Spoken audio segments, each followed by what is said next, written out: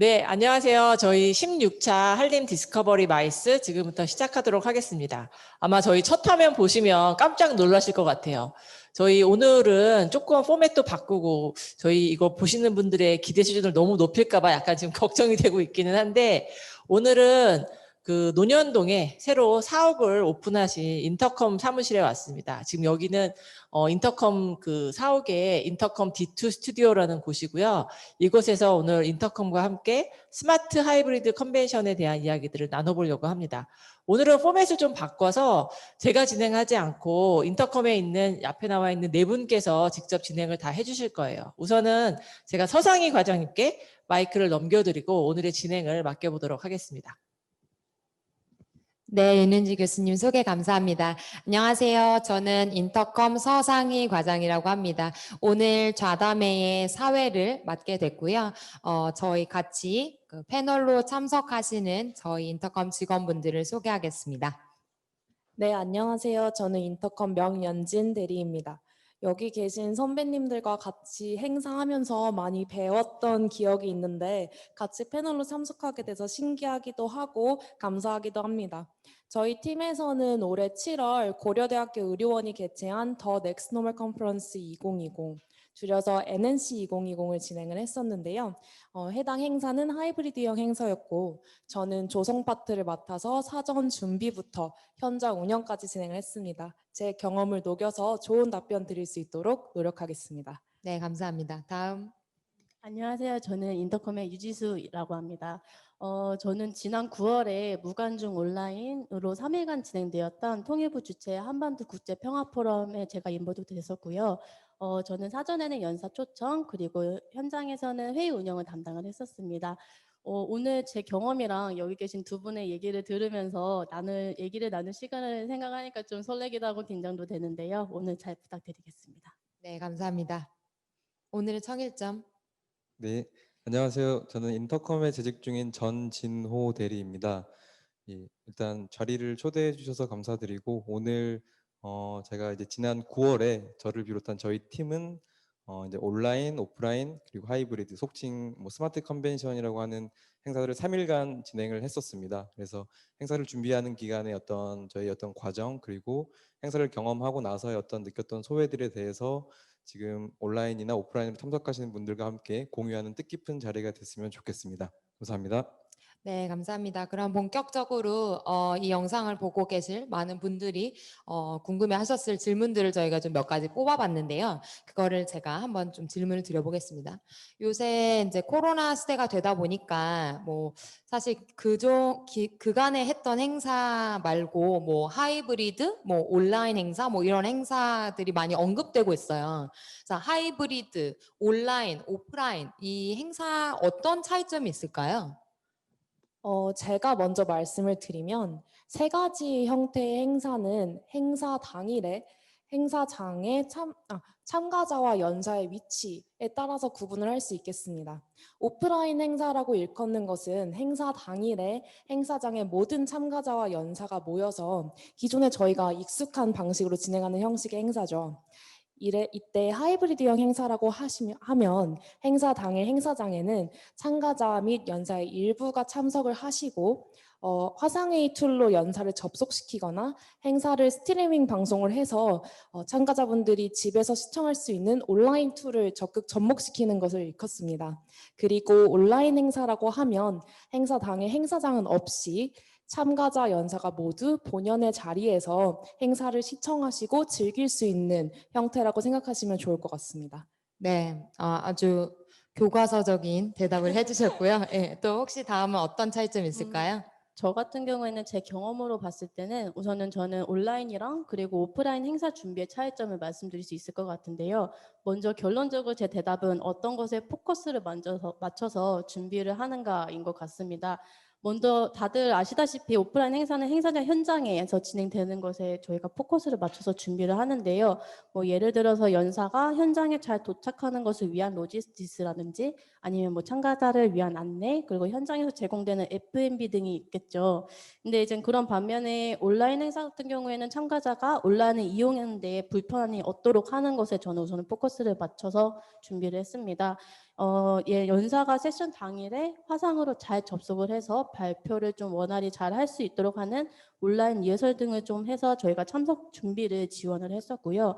참가자가 온라인으로 바로 접속해서 원하는 세션을 잘 들을 수 있도록 스트리밍 플랫폼이랑 채널 UI 등을 참가자 위주로 커스터마이징을 해서 저희가 이용하는 데 불편함이 없도록 준비를 했던 것 같습니다.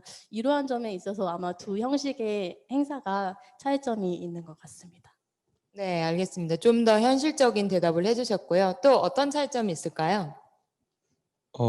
일단 앞서 말씀하신 두 분의 대리님께서의 말씀도 충분히 공감을 하고요. 사실 뭐 세부적으로 말하자면 정말 많은 차이들이 있기 때문에 뭐 어떤 걸 뭐 중요하다 말하기는 어려운데 저는 일단 제가 지난 9월에 진행했던 행사에서 좀 실질적으로 많이 느꼈던 부분, 체감했던 부분에 포커스를 맞춰서 좀 소개를 드리려고 하는데요.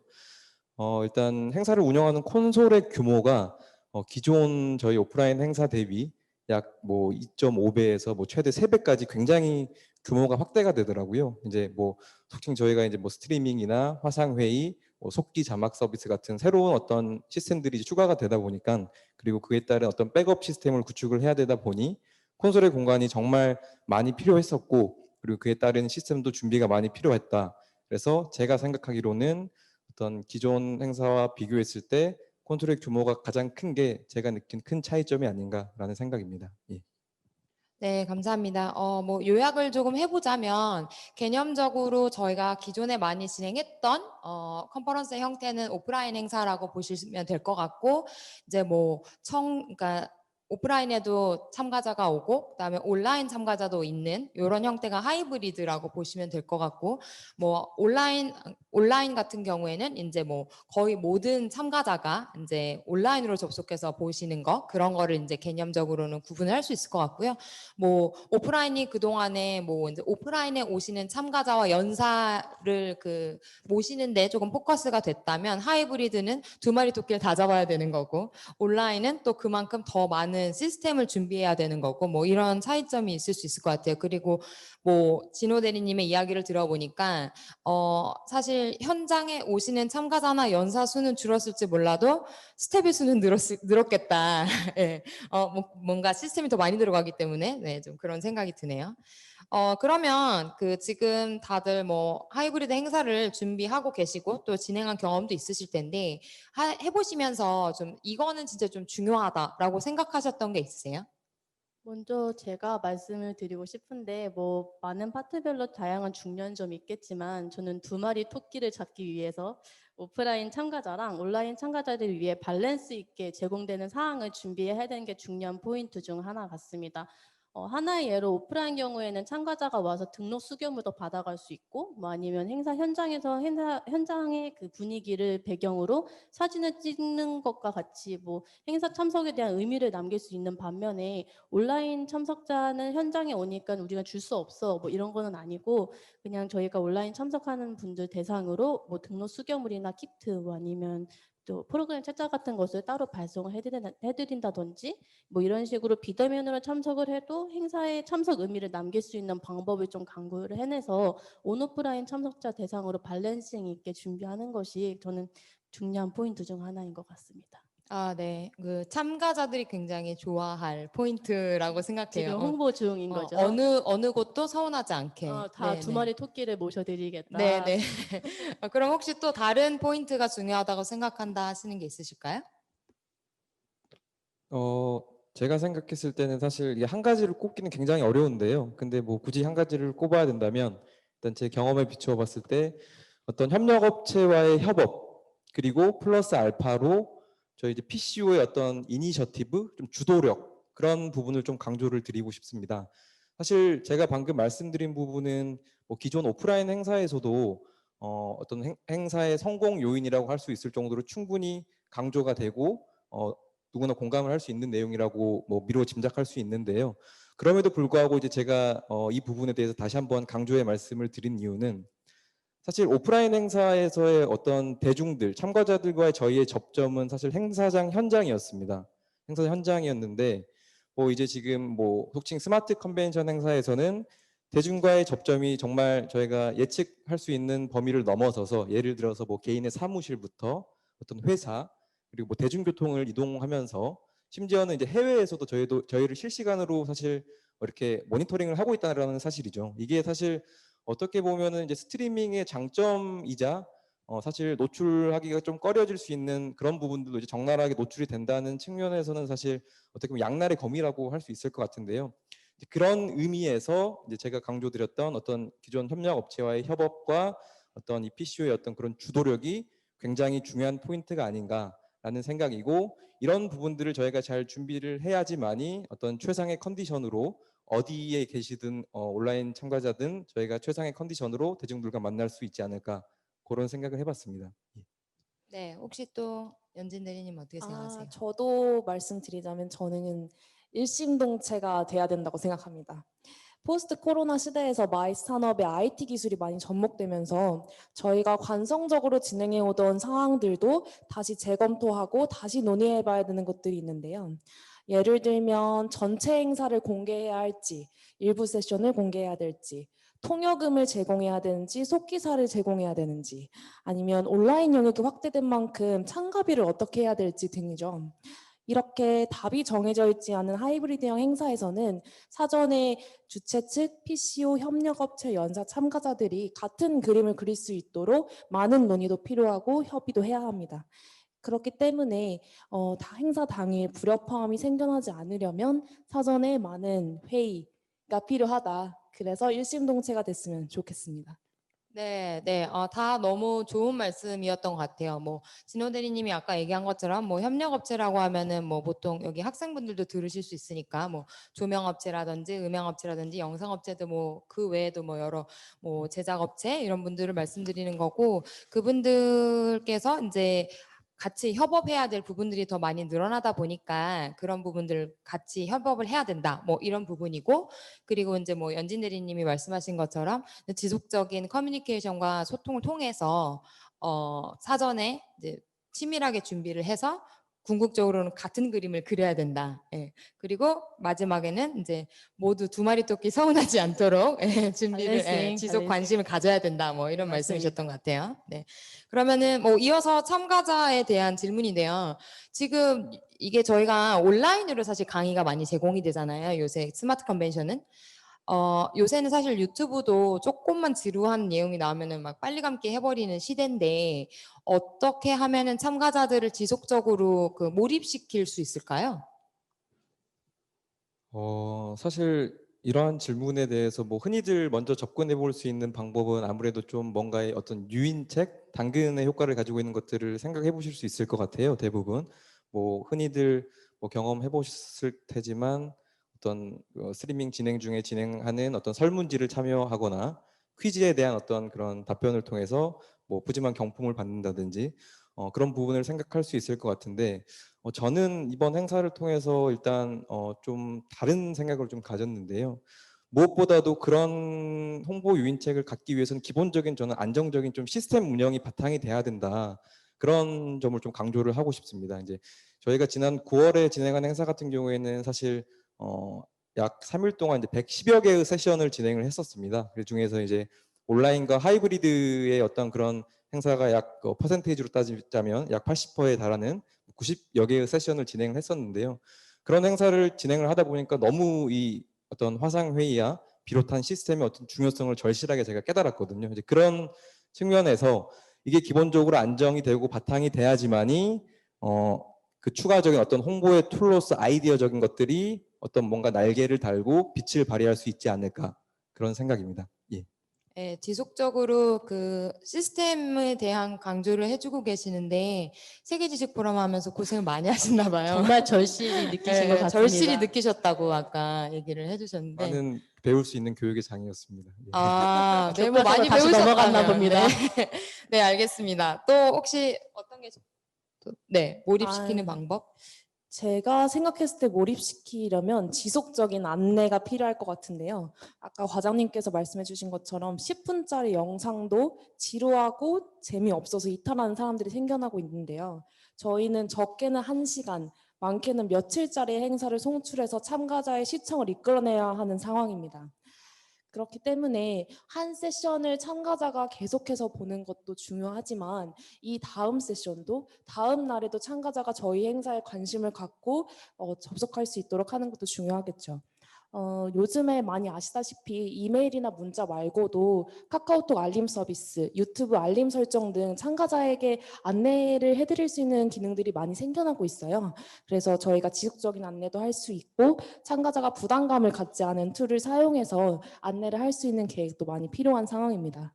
네, 맞는 말씀입니다. 오늘 들어온 참가자들 내일도 들어오세요 이거잖아요. 꼭 오세요. 네. 내일도 세션이 있습니다. 이렇게 꼭 안내를 하는 게 우리 중요하죠. 3일짜리 행사다. 네. 이쯤에 오늘 하루만 오시지 마시라. 네. 지금이 끝이 아니에요. 네. 좋습니다. 또 어떻게 생각하세요? 저는 우선 앞서 두 분이 얘기하신 뭐 안정적인 회의 운영과 뭐 참가자를 위한 지속적인 안내 등과 함께 잡아서 참가자들의 관심을 좀 잡아둘 수 있는 그 행사만의 특성이 반영된 좀 포인트 어트랙션을까지 준비하면은 좀 완벽히 할 수 있지 않을까 생각을 합니다. 물론 매력적인 연사 뭐 빅샷을 이용해서 이제 참가자들의 관심을 끌어온 후에 이제 보시기 편한 스트리밍 UI로 세션을 편히 즐기시면서 중간에 세션 중간중간에 저희 이런 이벤트를 합니다 라고 좀 홍보를 많이 하면은 그래도 참가자분들이 끄지 않고 계속 보실 수 있지 않을까 생각이 좀 들고요. 그리고 뭐 실시간 Q&A라든지 뭐 앞서 말씀드린 이벤트들을 저희가 진행을 하면서 참가자분들이 실제로 받을 수 있는 베네핏까지 더한다면은 좀 더 행사 참여의 의미를 남기면서 지속적으로 저희가 관심을 잡아둘 수 있지 않을까 저는 그렇게 생각합니다. 네. 좋은 말씀 감사합니다. 발표 순서를 뭐 짠 것 같이 요약을 하기 좋게 지금 얘기를 해주셨는데 일단 진호대리님 얘기하신 것처럼 뭐 안정적인 시스템을 밑에 기반으로 삼고 그다음에 이제 지속적으로 안내를 하고 그다음에 참가자들한테 이벤트를 제공하자. 이렇게 하면 참가자들이 지속적으로 몰입을 할 것이다. 이미 행사 하나 한 느낌입니다. 네. 이렇게 정리를 해볼게요.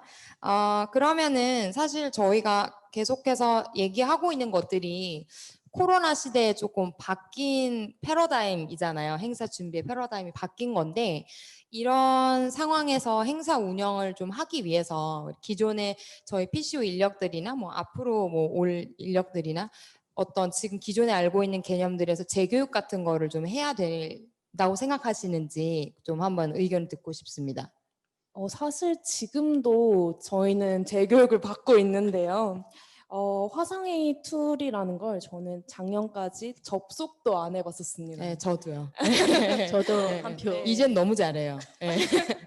근데 아까 말씀드린 것처럼 올해 7월 행사를 준비하면서 저희 조성팀이 저 포함해서 2명 정도 있었는데 둘이서 계속 화상회의 툴을 만져보고 스터디도 하고 저희가 알게 된 사항을 일목요연하게 정리를 해서 저희 같은 팀원들, 연사팀이나 뭐 다른 참가자 팀에 전달도 하면서 스터디를 많이 했었습니다. 특히 개인적으로는 지금 유튜브 스트리밍에 집중이 되고 있는 만큼 저희가 꼭 행사 컨텐츠가 아니더라도 다른 유튜브 영상에서 어떤 기능을 활용하고 어떤 소재를 담고 어떤 분들이 나오는지 눈여겨보고 있습니다. 네, 그러면 이제 업무 스터디를 핑계로 이제 사무실 자리에서도 유튜브를 보신다. 뭐 이렇게 이해도 될까요? 핑계가 아니라 일환으로. 일환으로. 네. 단어 선택이 탁월했습니다. 네. 저 다음은 또 어떤 게 있을까요? 뭐 제가 먼저 말씀드려도 된다면은 우선 저의 대답은 필요하다라고 말씀드리고 싶은데 사실 저는 이거를 재교육이라고 하는 것보다는 또 다른 새로운 것에 대한 스터디라고 명칭을 하고 싶은데요. 뭐 제가 감히 조금 거시적으로 말씀드리기는 그렇게 부족할 수도 있겠지만 코로나적인 시대적인 큰 이슈로 인해서 저희 요즘 뉴 노멀이라는 단어를 되게 많이 사용하잖아요. 이러한 컨셉이 새로 등장한 것처럼 새롭게 대중적으로 된 하이브리드 형태의 행사를 운영하기 위해서 우리가 이제 필요한 것들을 공부하는 거죠. 그리고 전 사실 하이브리드 경우는 새로운 형태라고 저희가 이제 막 중요성을 강조는 하지만 저는 이게 그렇게 막 새롭다 있다고는 생각은 안 하는 이유는 예전에도 우리가 오프라인 행사 진행하면서 몇 세션은 뭐 실시간 유튜브로 뭐 진행도 하기도 했었고 아니면은 정말 모시고 싶은 연사가 현장에 못 올 경우에는 몇 분 정도라도 화상 연결 뭐 화상 통화라도 하면서 저희가 진행을 했었기 때문에 이렇게 온오프라인이 좀 컴바인된 형태는 계속 진행을 해왔었고 다만 시대적인 상황 때문에 뭐 온라인 참가자 뭐 아니면 화상 참석 연사라는 이런 단어들이 갖는 무게감이 좀 더 더해진 거라고 저는 생각합니다. 그래서 결과적으로는 화상의 프로그램이라든지 아니면 스트리밍 같이 이미 각 분야별로 개발이 많이 되어 있는 프로그램이랑 이런 거를 운영하기 위한 장비들에 대해서 우리가 좀 공부를 하면서 우리 행사에 녹여낼 수 있는 방법을 강구해내는 게 저는 그게 좀 더 필요하다고 생각합니다. 네, 알겠습니다. 혹시 진호 대리님은 어떻게 생각하시나요? 네, 뭐 앞서 말씀하신 것처럼 저도 당연히 그 교육의 필요성 그리고 교육 또는 자기 개발의 필요성에 대해서는 완전 공감을 하고요. 근데 저는 약간 좀 다른 측면에서 또 강조 좀 드리고 싶은 부분이 있는데 이게 교육을 받는 사람, 피교육자가 될 텐데요. 피교육자의 어떤 그런 좀 상황 인식과 좀 적극적인 자세도 또 중요하다고 생각합니다. 예를 들어서 이제 교육을 주최하는 곳이 뭐 기관이나 협회가 되면은 피교육자가 이제 뭐 PCO 회사나 어떤 그 회사가 될 것이고 뭐 회사에서 자체적으로 교육을 진행하면 어떤 PCO에 소속된 직원이 아마 피교육자가 될 텐데 기본적으로 이 피교육자들이 어떤 상황에 대한 인식과 교육의 필요성을 좀 공감하는 게 일단 좀 선행이 돼야 되지 않을까 싶고요. 그런 단계에서 이제 교육을 뭐 단순하게 IT 기술적인 거 외에도 실제로 어떤 그런 사례 연구들도 많이 통해 가지고 또 해외에서 진행한 케이스들도 많이 살펴보고 그런 교육을 진행하면 좋을 것 같고 저희 같은 경우에도 실제로 9월 달에 이제 제시 포럼을 진행하기 이전에 6월 달부터 이제 원래 형태로 이제 각 1회씩 사전 행사를 진행을 했었습니다. 그때 저희가 플랫폼도 다양하게 뭐 줌부터 웹엑스부터 구루미까지 다양한 플랫폼을 테스트를 미리 해봤었고요. 이제 그런 걸 통해서 이제 9월 달에 최종적인 결실을 맺을 수 있었는데 그런 부분에 있어서 교육이 필요하다고 말씀을 드리고 싶고 이런 게 저희 업계 전반적으로 좀 이게 기반이 다져지고 한다면 사실 저희 자체의 어떤 그런 전문성도 향상이 될 것이고 그에 따르면 아마 외부에서 저희를 바라보는 어떤 시각 그리고 의존도도 충분히 향상을 시킬 수 있다고 생각이 되고요. 이런 게 사실 저희 전반적으로 많이 퍼지게 된다면 사실 추후에는 이게 결국에는 저희 업계의 어떤 질적이고 양적인 성장을 하는 밑거름이 되지 않을까 그런 생각입니다. 예. 네, 좋은 말씀 감사합니다. 진호 대리님이 뭐 그 특정 플랫폼에 대해서 이야기를 좀 해주셨는데 PPL은 아니고요. 그냥 뭐 많이 사용되는 프로그램을 저희가 한번 언급해 드려 봤습니다. 제가 세 분의 이야기를 들으니까 약간 이런 깨달음을 얻었어요. 사실 우리가 코로나로 인해서 패러다임이 바뀌어서 재교육이 필요하냐, 필요하지 않느냐를 생각하기보다는 어쩌면 우리가 이미 새로운 행사를 할 때마다 계속해서 지속적으로 스터디를 이미 해오고 있었다. 그러니까 패러다임이 바뀌지 않더라도, 그러니까 저희 PCO는 사실 각계각층의 오피니언 리더 분들과 협업을 해서 컨퍼런스를 만드는 일이고, 그렇기 때문에 매번 행사를 할 때마다 넓고 깊게 새로운 분야를 공부를 많이 하잖아요. 그렇기 때문에 이것도 그냥 새로운 한 과목을 더 배우고 있는 중이 아닌가 뭐 이런 단어 선택을 해보았습니다. 매우 네. 넓은 새로운 과목이네요. 네, 넓고 조금 어렵고 또 많이 깊어지고 있고. 네. 그렇지만 뭐 열심히 공부를 하고 있답니다. 저희도. 네.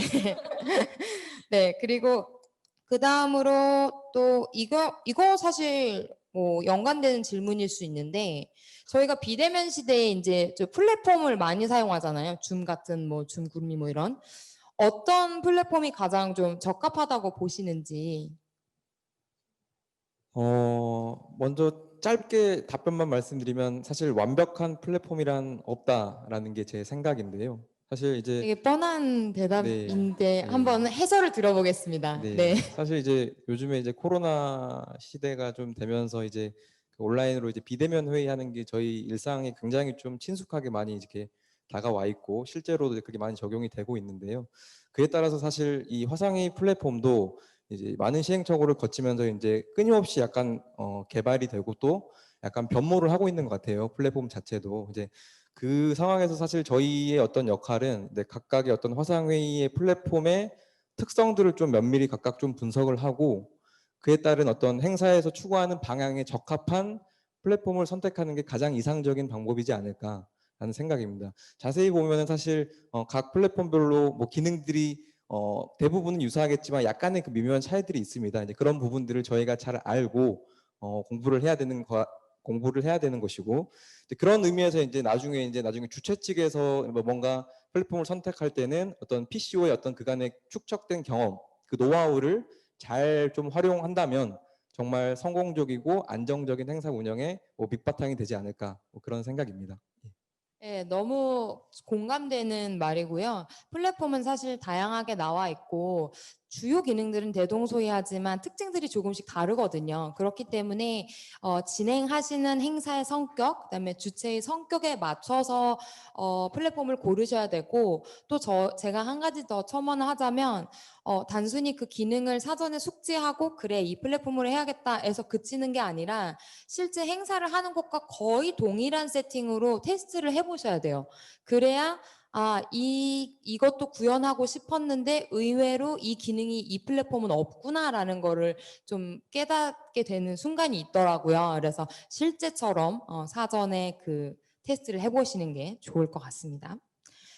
그리고 또 한 가지 아마 이것도 많이 궁금해하실 것 같은데 대한민국은 아무래도 좀 IT 강국이지 않습니까? 그런데 이제 다른 국가들 중에서는 인터넷 상황이 별로 안 좋은 국가들도 있잖아요. 근데 요새는 너무 화상회의가 보편화되어 있다 보니까 이런 환경에서는 어떻게 온라인 컨퍼런스, 스마트 컨벤션을 운영하는 게 효율적일까요? 뭐 말씀하신 국가별 네트워크 환경의 격차는 정말 심합니다. 말씀하신 것처럼 고생하셨나 봐요. 저희가 정말이라고만 말씀을 드리고 싶은데요. 네네. 저도 사실 제가 진행했던 9월 행사 진행하면서 뭐 우리나라 IT 강국이니까 다 커버할 수 있지 않아? 라고 생각을 했다가 정말 작은 코를 다쳤는데 우선은 이게 저희가 진행하다 보니 해외에서 접속하는 그 연사의 접속 국가 네트워크 환경도 그게 이제 가장 마지막 관건인 것 같더라고요. 중요하죠. 매우 중요하라고 강조를 하고 싶은데, 그래서 이제 사전에 준비할 때는 그 접속 환경의 인터넷 속도를 먼저 체크를 해야 하고요. 저 같은 경우에는 자택에서 무선을 잡아서 그냥 접속하는 것보다는 이제 본인이 근무하는 근무지나 아니면은 그런 소속 기관에서 접속하는 것을 안내를 드렸었고, 유무선 같은 경우도 물론 무선보다는 유선이 좀 더 안정적이게 되었었습니다.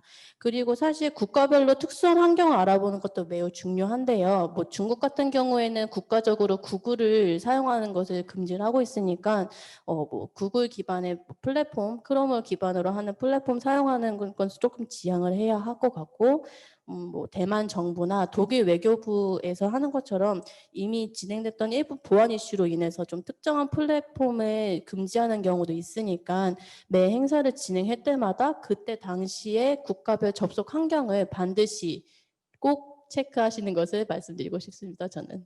네, 굉장히 강조를 하시는 거 보니까 굉장히 고생하셨나 봐요. 그냥 그 부분에 강조만 대해서. 해드리고 싶어서. 네, 맞습니다. 굉장히 중요한 말씀 해주셨고요. 그 다음으로는 이것도 뭐 연결되는 이야기일 수 있는데 저희가 이제 이런 비대면 행사를 하다 보면은 연사나 패널 분들이 그 플랫폼 툴 사용이 조금 미숙해가지고 이제 행사 운영이 매끄럽지 못한 경우가 이제 조금 간혹 있잖아요. 이런 거는 어떻게 대비를 해서 운영하면 좋을까요? 제 생각에는 사실상 화상회의로 접속하는 참가자와 연사의 PC가 저희 행사의 콘솔이 확장된 영역이라고 느껴졌습니다. 그분들께서 저희가 생각하는 그리고 세워놓은 행사의 시나리오대로 일부 기능을 사용을 해주셔야 매끄러운 진행이 가능한 경우가 간혹 있는데요.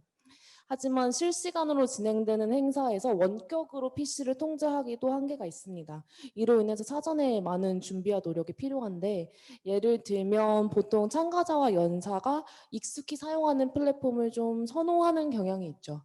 더불어 플랫폼이 여러 가지 이슈를 종합해서 선정이 되면 사전에 연사분들께는 가이드라인을 만들어서 기본적인 기능은 이렇고 당신이 꼭 써주셔야 되는 기능은 이거예요 라고 말씀을 드립니다. 그리고 혹시 모를 비상 상황, 뭐 인터넷이 끊긴다든지 연사의 PC에 문제가 생긴다든지 하는 상황을 대비해서 백업 플랜도 많이 만들어놔야 행사의 안전성도 보장받을 수 있겠습니다. 네, 좋은 말씀 감사합니다. 혹시 또 의견 있으신가요? 제가 말씀드리고 싶은 거는 저는 우선은 충분한 리허설이 가장 중요하다고 생각합니다. 우선 화면으로 보이는 사진은 저희가 이제 행사 현장과 비동일하게 세팅을 했던 진행했던 리허설이긴 한데요. 거의 PC방이네요, 지금. PC방처럼 네. 만들고 싶었지만 열심히 일을 했었습니다. 우선은 이렇게 현장에 나가기 전에 저희 사무실에서 이제 연사들과 리허설을 통해서 좀 연사들이 플랫폼을 다루는데 익숙해질 수 있도록 교육 아닌 교육을 시켜드렸는데 연사분들의 나이가 지긋하신 분들도 계시고 아니면 이런 뭐 현대 트렌드에 엄청 빠른 젊은 분도 계신데 연진 대리가 언급한 가이드라인을 통해서 화상회의 프로그램 설치부터 접속 경로 그리고 이제 본인의 발표 자료를 이렇게 뭐 열거나 활용할 수 있는 것까지 교육을 시켜드려서 좀 면밀히 준비한 부분이 있었고요. 그리고 된 뒤에 현장처럼 이제 현장에 나가서 저희가 장비랑 시스템 좀 설치한 후에 행사장 안에 시스템이 안정화된 후에 이제 저희가 실제로 사용하는 행사장에서 리허설을 진행을 했었습니다. 특히나 회의 장소가 여러 곳에서 진행이 된다면은 좀 동시적으로 인한 시스템 콘플릭트 현상이 좀 발생할 수 있기 때문에 반드시 실제 행사처럼 좀 동시간대에 여러 개를 꼭 시뮬레이션 하는 것을 저는 말씀드리고 싶습니다. 네, 두 분 다 참 되게 좋은 얘기를 해주신 것 같아요. 사실 지금 가장 저희가 이제 고민이고 걱정하는 부분이 이제 현장 행사장에서 참석하시지 못하는 뭐 연사분이나 그다음에 패널분의 그 PC를 저희가 컨트롤하거나 문제가 생겼을 때 도와드릴 수 없다는 게 사실은 저희가 가장 두려워하는 부분이잖아요. 네, 그래서 저희가 올해 이런 행사들을 하면서 점점 이제 매뉴얼이 늘어나고 많이 생기고 두꺼워지고 네, 점점 매뉴얼이 두꺼워지고 있다는 소문이 있습니다. 아, 어느 팀에서 이렇게 했는데 그렇게 하면 안 된다더라. 피하자. 뭐 이렇게 네, 네 우리만은 그렇게 안 된다. 하면서 네, 매뉴얼이 점점 늘어나고 있는 것 같고 사전에 충분히 안내를 드리고 그리고 또 리허설을 여러 번 사실 시켜드리는 게 아까 지수 대리님 말씀하신 거에 되게 공감하는 부분이 이제 툴 사용에 원래 미숙하신 그 연령대의 연자분들도 계시기 때문에 저희가 지속적으로 반복해서 그렇게 뭐 안내를 드리고 리허설을 하고 이런 방법이 필요할 것 같고 그리고 백업 플랜도 당연히 필요할 것 같아요. 예를 들어 연자가 온라인에 접속하셔서 강의를 하시려고 했는데 그게 이제 뭐 안 된다고 하면은 뭐 파워포인트 강의를 저희가 뭐 미리 받아서 뭐 백업을 한다든지 아니면은 뭐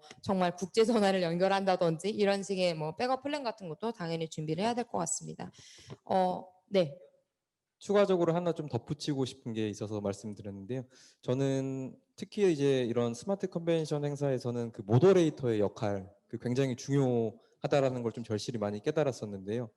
사실 그 비상 상황이라는 건 사실 저희가 예측하기 할 수 없는 어떤 그런 영역에 있는 상황입니다. 사실 그런 비상 상황은 뭐 일어날 수도 있고 일어나지 않을 수도 있는데 그렇기 때문에 저희는 일어난다고 가정을 하고 그걸 어떻게 해결을 해 나갈지가 고민을 해야 되는 부분인데 그 해결을 해 나가는 데 있어서 주요한 역할을 하시는 분이 저는 모더레이터, 좌장의 역할이라고 생각합니다. 오늘도 이제 우리 과장님께서 워낙 진행을 매끄럽고 뭐 부드럽게 잘 해주고 계시는데요. 만약에 이제 현장에서 이런 돌발 상황이 생겼을 때도 이제 스트리밍으로 시청하는 시청자들이나 오프라인으로 참여하시는 참석자들이 당황하지 않게 어떤 상황인지를 충분히 공유를 해드리고 뭐 어떻게 다시 세션을 진행할 건지에 대한 어떤 그 인지를 시켜드리는 능력은 모더레이터 역할에서 충분히 잘 나와야 되고 그런 의미에서 모더레이터 역할도 굉장히 중요해졌다라는 말씀을 강조하고 싶습니다. 예. 네, 이 문항에 대해서 진호드리님이 이렇게 좋은 답변을 준비해 주셨는데 부족한 모더레이터의 능력으로 인해서 이거 하마터면 이 답변을 못 듣고 갈 뻔했네요. 이렇게 되면 안 되고요.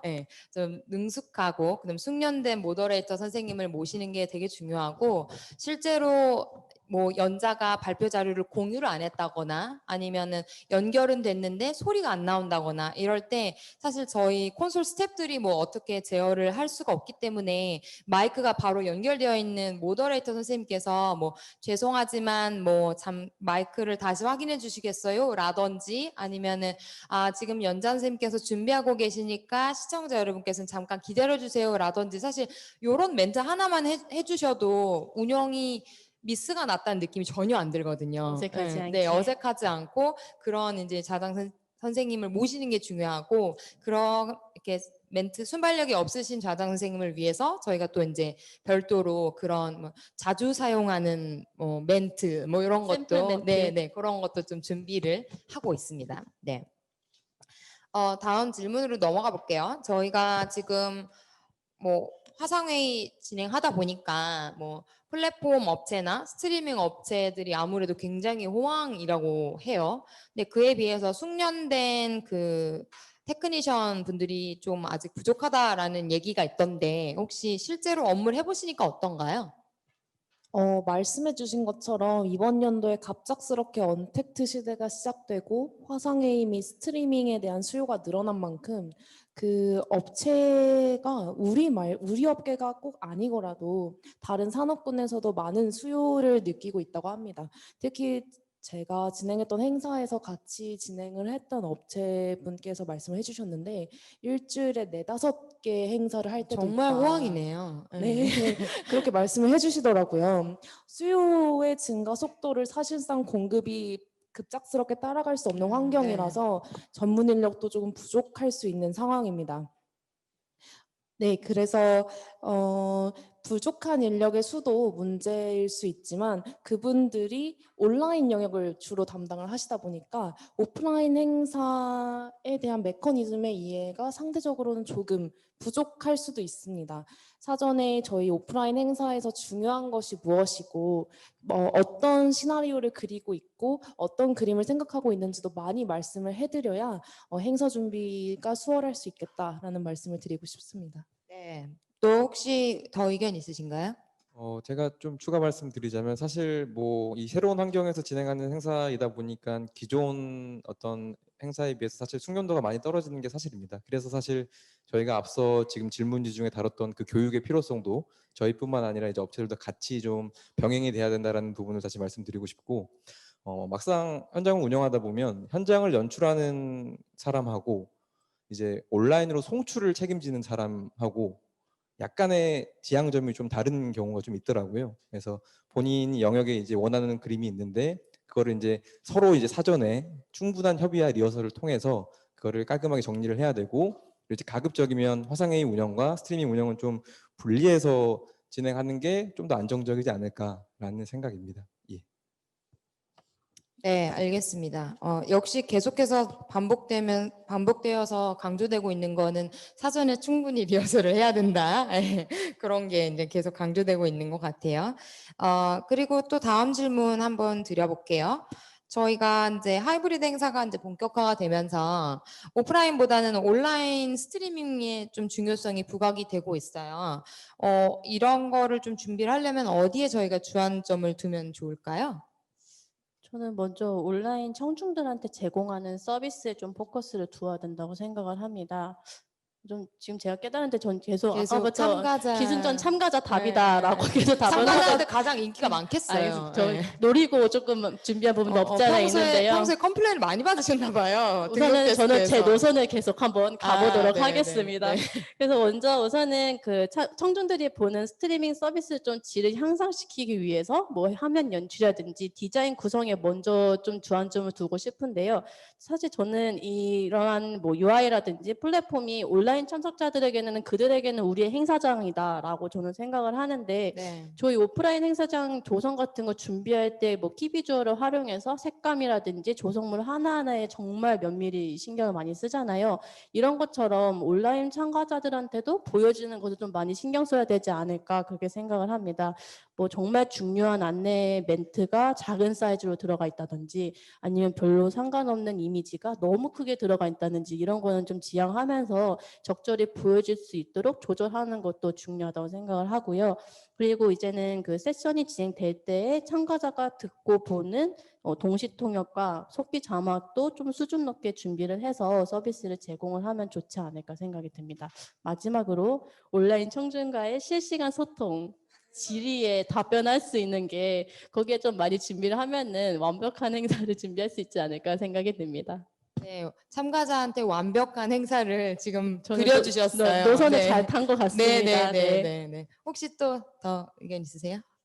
저희 참가자 친화적인 선배님이 한번 언급을 해주셨던 것만큼 스트리밍 행사장이 추가되면서 저희가 다뤄야 되는 행사 중에 곧 2개다. 하이브리드 행사는 2개의 행사장을 준비를 해야 되는데요. 이 때문에 행사장에 참석하시는 참가자분들, 온라인으로 보시는 참가자분들 2가지의 연출 상황을 고민을 해서 준비를 해야겠습니다. 실제로 저번 7월 행사를 준비했을 때는 두 행사장을 모두 고려한 스크립트와 세션 슬라이드 등을 준비를 했었고요. 이렇게 어떤 화면 연출을 하면 좋을지 2가지 상황 다 고려하셔서 준비하시는 게 좋겠습니다.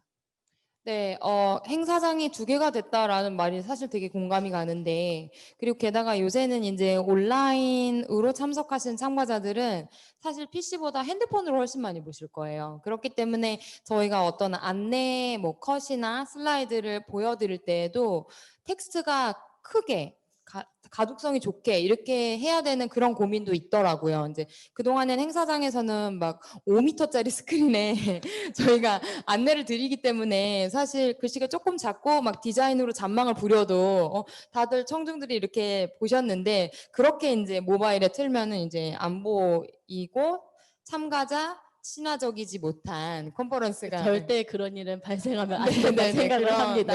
그런 게 될 수 있어서 저희가 좀 이번에도 2마리 토끼네요. 온 오프라인 행사장 조성을 예쁘게 해야 된다라는 생각이 들었습니다. 저희가 준비한 디스커션은 여기까지고요. 오늘 좋은 말씀 감사드리고 저는 여기서 마무리를 하고 또 윤은지 교수님께 다시 마이크를 넘기도록 하겠습니다. 아유, 4분 너무 말씀 잘해주셨습니다. 너무 잘 받고 뒤에 나오는 사진들하고 연관되는 이야기들을 계속 해주시다 보니까 저희가 들으시는 분들도 훨씬 더 이해가 좋지 않으셨을까 하는 생각을 하게 됩니다. 지금 다 과장님이 제일 높은 직급이시잖아요, 지금 여기서. 예. 그리고 다 대리분들이신데 인터컴의 우수한 직원의 역량에 대해서 다시 한번 놀라는 그런 자리였습니다. 제가 이제 들으면서 몇 가지 좀 질문이 있고, 저희 여기 황인권 교수님 같이 와 계신데 황인권 교수님께서 또 궁금하신 점이 좀 있으신 것 같아요. 그래서 황 교수님 먼저 질문 해주시면 답변해 주실 수 있을 것 같습니다. 오늘 너무 고맙습니다. 또 특히 이제 우리 그 하이브리드에 대해서 아주 세밀한 얘기를 잘 해주시고 또 경험도 얘기해 주셔서 너무 고맙고요. 제가 조금 궁금한 게 그냥 즉석 생각인데, 자 그러면 이제 지금 해외에서도 하이브리드를 많이 하고 있고 국내에서 하고 있잖아요, 그죠?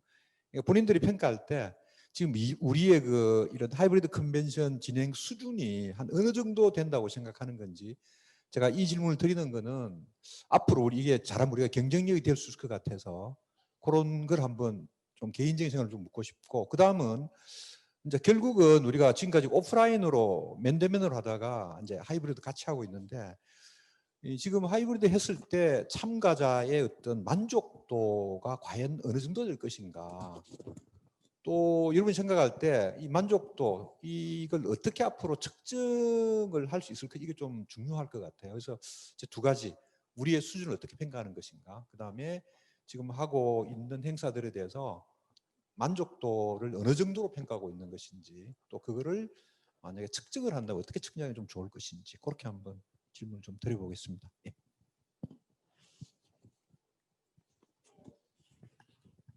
어느 분께서 대답을 해주실까요?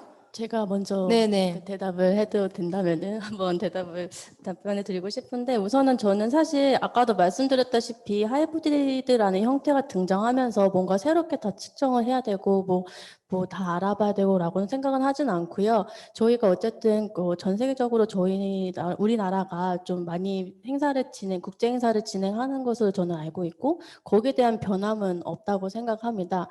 다만 이제 좀 새로운 형태가 나왔기 때문에 국제적인 참가자들도 함께 할 수 있는 좀 더 참가자 친화적인 방법을 다 강구를 한다면은, 그 단어가 또 나오나요?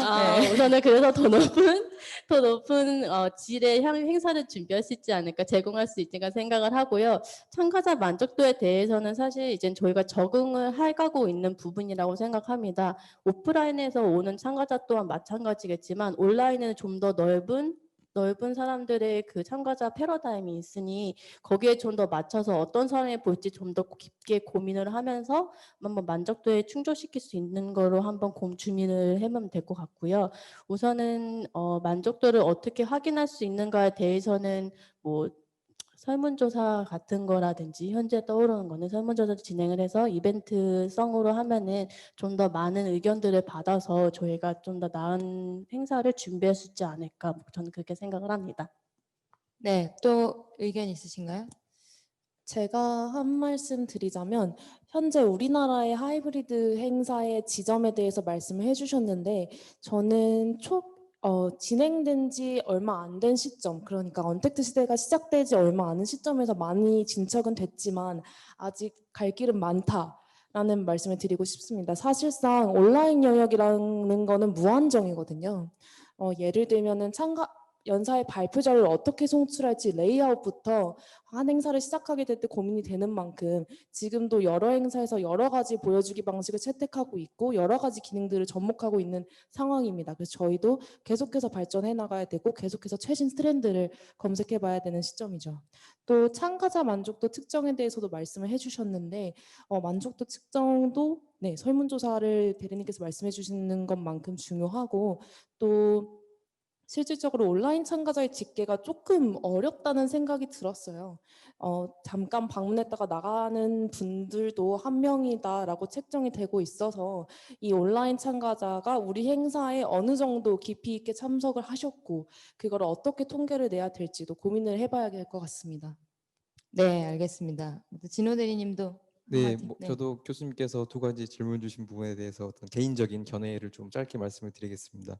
첫 번째 질문에 대한 답변은 사실 정확한 답변을 드리려면 굉장히 많은 어떤 실증적인 사례 연구를 통해서 분석이 들어가야 되고 그 수준을 그런 답변 원하시는 건 아닌 예, 것 같습니다. 그래야 될 것 같아서 제 개인적인 의견을 좀 드릴 텐데 이번에 행사를 준비하면서도 저도 이제 국내뿐만 아니라 국외에서도 진행되는 어떤 컨벤션 행사뿐만 아니라 전시회 관련된 행사까지 좀 조사를 해봤는데요.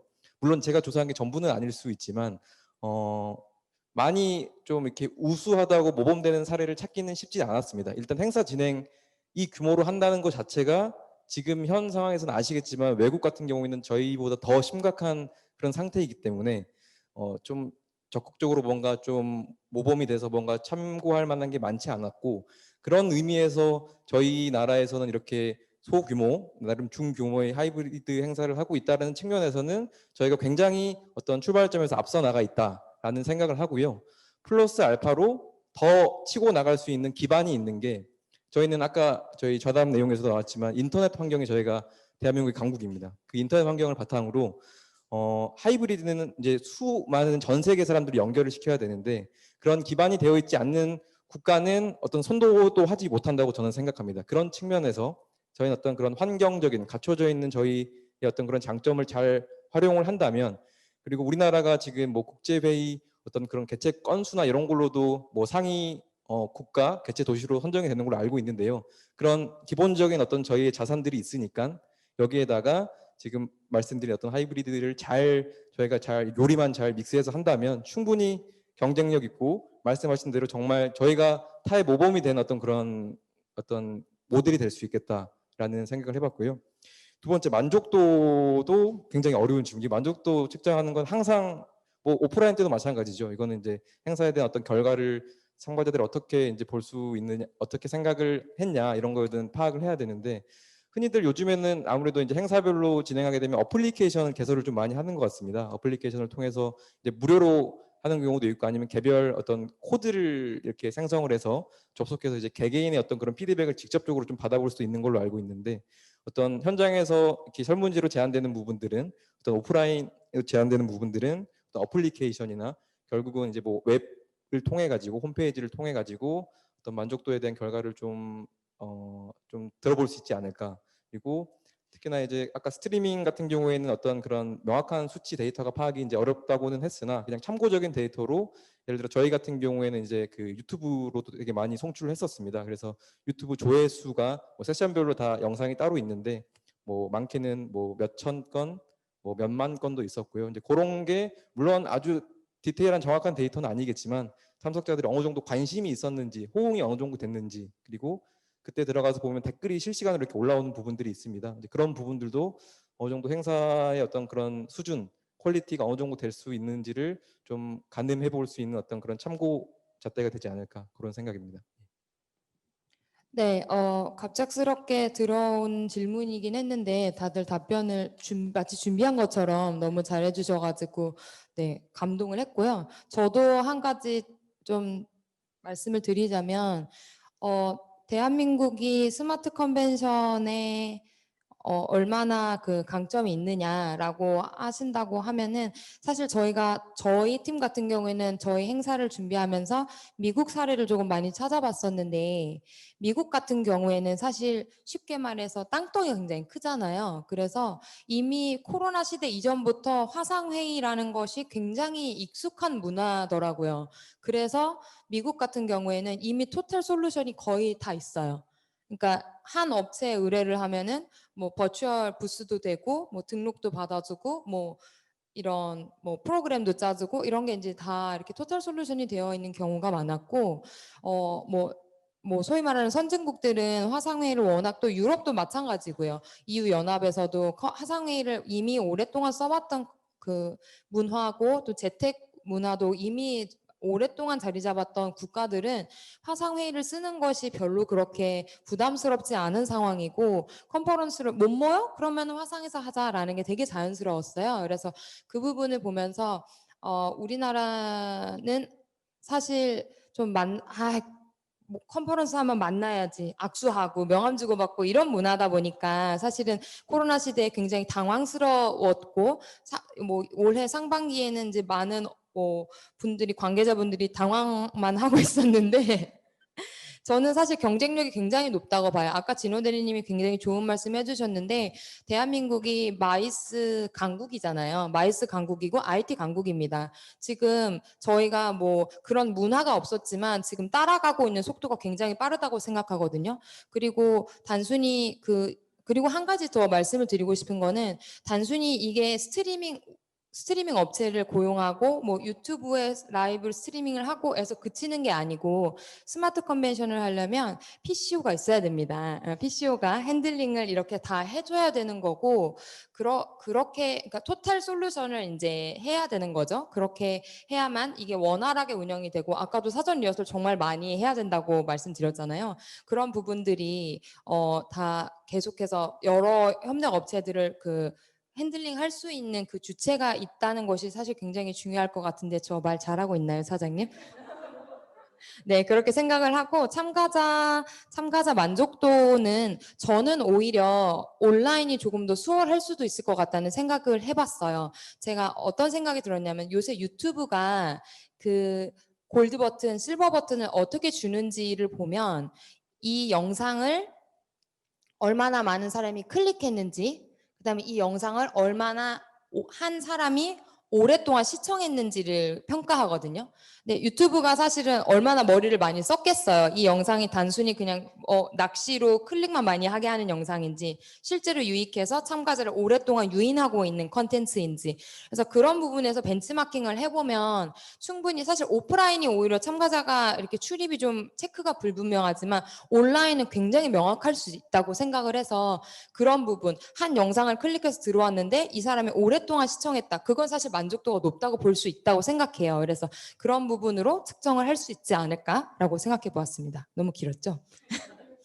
예, 답변 감사합니다. 저도 또 그 질문이 조금 있는데 시간이 많이 지나긴 했지만 오늘 이렇게 네 분의 전문가가 나오셨으니까 전 쉬운 질문이에요. 하나는 네트워킹은 과연 어떻게 할 수 있을까? 온라인상에서. 우리가 이제 가장 고민하는 부분인 것 같아요. 온라인에서 가장 어려운 부분인데 그거에 대해서 혹시 아이디어가 있으실까 싶은 거랑 댓글, 우리 아까 유튜브 이야기들도 많이 해주셨는데 댓글창이 있는 온라인 세션도 있고 없는 온라인 세션도 그런 것들도 있더라고요. 저도 보면서 이렇게 한번 경험할 때 어떤 데는 댓글에서 뭐 부정적인 의견, 아니 저 사람은 왜 저렇게 얘기하는 거야부터 시작해갖고 운영을 왜 이런 식으로 하는 거야 뭐 이런 게 막 올라오게 되면 사람들이 다 동조해갖고 다 같이 또 우르르 글로 가더라고요. 또 어떤 데들은 보면 또 이 댓글창이 상당히 네트워킹에 도움이 되는, 실제로 여기서 내가 저 사람 예열 들으면서 아, 이런 거 질문해 주세요, 막 이런 것도 많이 올라오고, 이 댓글에 대해서는 혹시 어떻게 생각하시는지 하나 질문하고, 오늘 이렇게 쫙 보면서 저희가 아까 처음에 이제 여러 가지 설명을 해주신 것들을 보면 준비하는 데 있어서 그리고 실행하는 데 있어서 정말 시간이 많이 들 것 같다라고 저는 이제 예측이 가능한데, 실제로 우리가 오프라인 행사 하실 때 하고 온라인으로 행사가 바뀌었을 때 준비하는 시간과, 우리가 통상적으로 온라인 그거 공짜 아니야? 라고 주최 측이 많이 생각한단 말이에요. 그 부분에 대해서는 혹시 하실 말씀이 없으실지 그렇게 한번 질문을 드려보겠습니다. 세 분이, 아니, 네 분이 다 답변하실 필요는 없으시고 어떤 분이 충분히 답변해 주셨다 싶으시면 뭐 다른 질문에 대해서 답변해 주셔도 될 것 같습니다. 네, 우선 첫 번째 질문은 내가 꼭 대답해 보고 싶다 하시는 분 계실까요? 그냥 댓글에 대한 의견으로만 간단히 네네. 말씀드리자면은 제가 실제로 진행했던 9월 행사의 경우에는 저희가 댓글을 허용을 했었는데 뭐 쓴소리도 있고 좋은 의견도 있고, 사실 그 댓글을 통해서 들어왔던 그 실시간 핫한 질문들이 정말 더 좋은 질문들이었던 경우도 많아서 저는 댓글은 활용을 하면 참 좋을 것 같은데, 이젠 정말 보기 안 좋은 말들이라든지 그런 것까지만 저희가 좀 필터링을 한다면은 좀 더 생생하게 잘 운영을 할 수 있지 않을까, 저는 그렇게 생각을 하고요. 그리고 마지막으로 두 번째로 하셨던 질문이 혹시 준비하는 시간. 저는 이제 제가 맡았던 연사초청에 같은 경우에는 그냥 새로운 영역이 늘어나긴 했지만 그런 반면에 줄어든 영역도 있었기 때문에 사실 같은 사람에게 컨택을 해서 준비하는 건 동일하기 때문에 준비하는 시간은 뭐 거의 좀 비슷하다고 보지만, 대신 좀 더 새롭게 공부를 해야 하고 새롭게 준비해야 되는 부분이 현재로서는 많기 때문에 조금은 늘어나지 않았을까, 저는 약간 그렇게. 스터디하는 시간이 조금 그렇죠. 늘었죠. 네네. 아무래도. 넓은 네, 네. 지평으로 공부를 해야 되는 네네네. 그런 넓고 부분이 깊게. 조금, 넓고 깊게 하는 시간이 늘었을 뿐이지 사실 거의 막 너무 달라졌다, 아니 너무 짧아졌다라고는 생각은 하진 않습니다. 네, 혹시 또 다른 질문에 대한 답변 있으실까요? 아니면 첨언? 네. 저는 말씀해 주셨던 부분 중에 세 번째, 온라인 행사의 참가비를 어떻게 해야 되는 것이냐, 온라인 행사는 가치가 어떻게 되는 것이냐라는 질문에 답변을 드리고 싶고요. 사실상 저희가 행사를 오프라인에서 온라인으로 변경한다든지 온라인 기술이 접목됐다고 해서 저희가 전하는 행사의 가치가 줄어들거나 컨텐츠가 줄어든다고는 할 수 없죠. 동일한 컨텐츠를 다른 플랫폼에 태우는 거기 때문에 오히려 또 그 플랫폼에서 온라인에서 제공할 수 있는 방식이 굉장히 다양해졌습니다. 행사를 구성하는 데 있어서 사전 녹화도 가능해졌고, 더 멀리 계신 연사분, 한국에 원래 오시지 못하는 연사분들을 화상회의로 접속시키는 것도 수월해졌고 하기 때문에 행사의 가치가 오히려 높아질 수도 있다고 생각을 하고요. 또 저희가 기획해야 되는 방향, 기획에서 저희가 많이 찾아보고 서칭해보고 접목해야 되는 기술들이 늘어나서 오히려 저희가 감당해야 되는 업무가 넓어지고 있다. 가치도 동일하고 넓은 지평. 높아지고 있다는 생각이 들었습니다. 가치는 동일하고 대신 다양하게 변주할 수 있다. 이런 말씀이신 것 같아요. 네, 혹시 또 진호대님도 하실 말씀 있으신가요? 네, 일단 저 세 번째 준비하는 어떤 시간, 어떤 그런 기간에 대해서 말씀을 주셨는데, 제 생각에는 저는 준비하는 시간이 오프라인 행사에 비해서 굉장히 많이 늘어났다고 생각을 합니다. 근데 이거는 향후에 이제 준비를 행사를 하는 과정에 있어서 똑같이 늘어날 거라고는 생각하지 않습니다. 왜냐하면 지금은 모든 게 처음이기 때문입니다. 예를 들어서 행사가 1부터 10까지가 있어서 행사가 이제 시작을 할 수 있는데, 기존 오프라인 행사 같은 경우에는 항상 1부터 7, 8까지는 어떤 관습적으로 관례적으로 해왔던 게 있었습니다. 그 중에서 어떤 한두 개의 요소를 어떤 새롭게 그 행사의 특성에 맞게끔 적용을 하는 부분이 일반적인 행사의 어떤 그런 관습이었다면, 이번 행사를 준비하면서 제가 느낀 점은 1부터 10 중에 저희에게 익숙한 건 1부터 2까지밖에 없었습니다. 3부터 10은 모든 걸 새롭게 저희가 만들어 나가야 됐었습니다. 뭐 참고할 사례가 있었으면 참고를 하려고 많이 찾아봤으나 참고할 사례가 많지 않았고요. 그거를 누구 아는 사람도 주변에 없었습니다. 많이 정말 힘드셨던 것 같은데. 맨 땅에 헤딩했다는 네. 말을 길게 하고 계시는 것 같은데. 노고의 냄새가 나는 느낌이. 그런 과정이 굉장히 좀 되돌아보면 의미가 깊었던 게 그런 하나하나를 직접 고민을 해보고 만들어 가다 보니까 결과물이 잘 나올 수 있었고 이제 그 길을 아니까 다음에 행사를 준비할 때는 아마 저는 1부터 5까지는 채워져 있을 거고 이제 6부터 10까지만 채우는 그런 형태로 가지 않을까. 그래서 아마 준비하는 시간 기간은 굉장히 이번엔 많이 걸렸다라는 말씀 드리고 싶고요. 그리고 네트워킹 부분 지금 아까 질문 받고 계속 고민을 해봤는데 이게 지금 머릿속으로 잘 떠오르지 않습니다. 저희의 숙제 같은 예, 그래서 이 부분은 저희가 앞으로 더 저희도 부단히 좀 노력을 하고 고민을 해보고 어떤 그런 좋은 방안이 있으면 제가 교수님께 따로 답변을 드릴 수 있도록 그렇게 하겠습니다. 예, 이상입니다. 예. 네, 감사합니다. 이것으로 저희의 출연은 여기로 끝내는 걸로 하고요.